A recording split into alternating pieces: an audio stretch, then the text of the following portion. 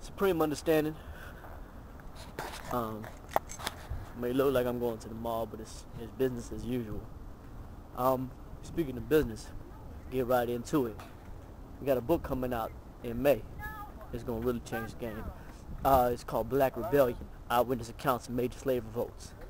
Now, this is gonna be one of the first books that we put out that's gonna be completely, of course it's nonfiction, we do nonfiction, but this book is gonna be completely historical literature.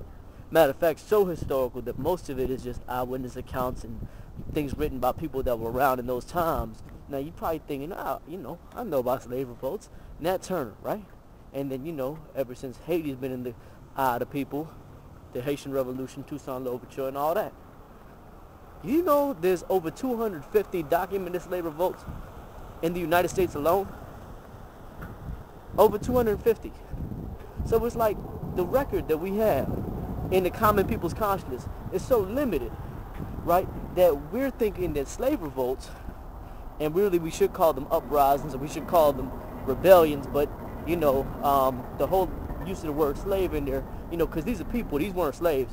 You can say enslaved Africans, enslaved black people, whatever it is that floats your boat. But for the purposes of just being clear, so that everybody knows what I'm talking about, slave revolts.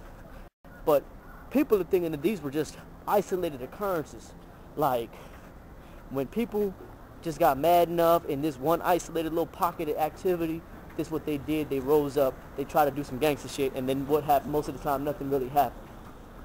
You never really heard about no real outcome of these events. Now wait till you see me walk through Nordstrom's talking about slave revolts. I don't care. So, the truth is that these weren't isolated events, but that rebellion was a daily occurrence. Now, maybe not in the form of a full-scale revolution, rebellion, or uprising, but there were all kinds of forms of rebellion.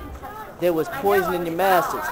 There was running away. There was acting like you dumb so that acting like you couldn't do the work. There was just breaking things, just break the pots, just break whatever it is that you had access to. And these are the people that was in the house doing this too. It wasn't just the ones in the field. See, we got the wrong idea. We think that the house slaves love the master. No, the house slaves were closer to, so they were more likely to.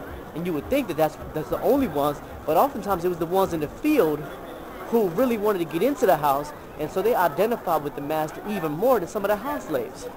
That's what's so deep.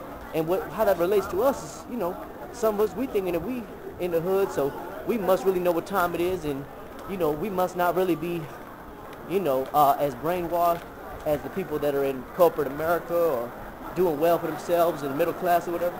But man, some of them know what time it is. It's just that they're not in a position where they really can just speak out and say it.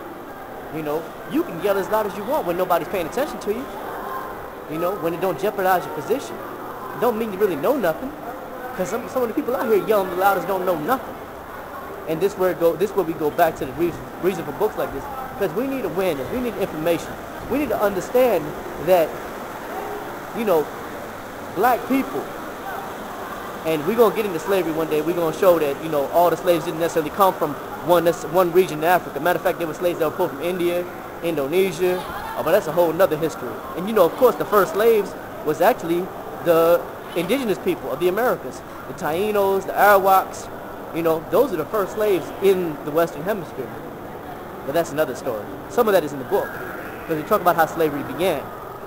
And we talk about how the first slave revolt was actually a revolt of indigenous people on Christopher Columbus's son's island, which later became, I think, Cuba. Don't worry, it's in the book. I can't remember everything.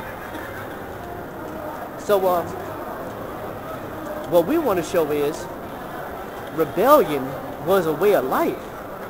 And it happened in so many different forms. People don't know there was more than an Amistad. There was slave ship mutinies. There was at least 100 of those. Straight mutiny, straight take over the ship. What else was there? Oh, there was the Maroon Wars. And this is in the book. Jamaica, Suriname, even Mexico. there were actual wars. It wasn't no, let's just rise up and we're going to try to do something. Nah, these people took white people to war for several years. To the point where, this is kind of like how it happened in Haiti too, but to the point where the Maroons, the ones that rebelled, were given peace treaties. Now, of course, the Europeans didn't really respect treaties, kind of like they didn't really respect the treaties they made with the indigenous people, the Indians, when they took their land. But they had to bow down and bear witness that, oh man, these dudes is on something. These dudes are forced to contend with. This is too loud here, man. These people need to be quiet, man. I'm trying to record a video. Anyway.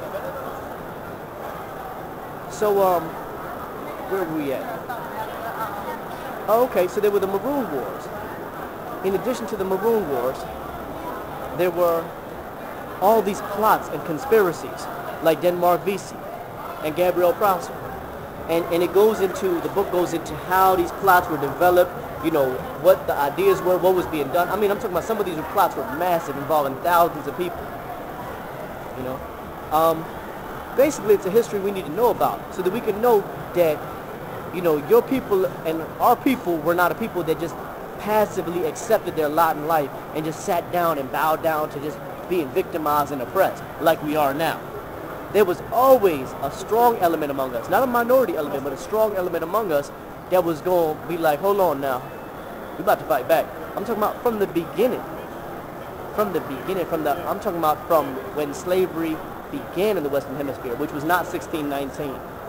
And all that indentured servitude talk, that ain't true either. You know, but the book goes into all that. It's an important book. Black Rebellion, Eyewitness Accounts of Major Slave Revolts.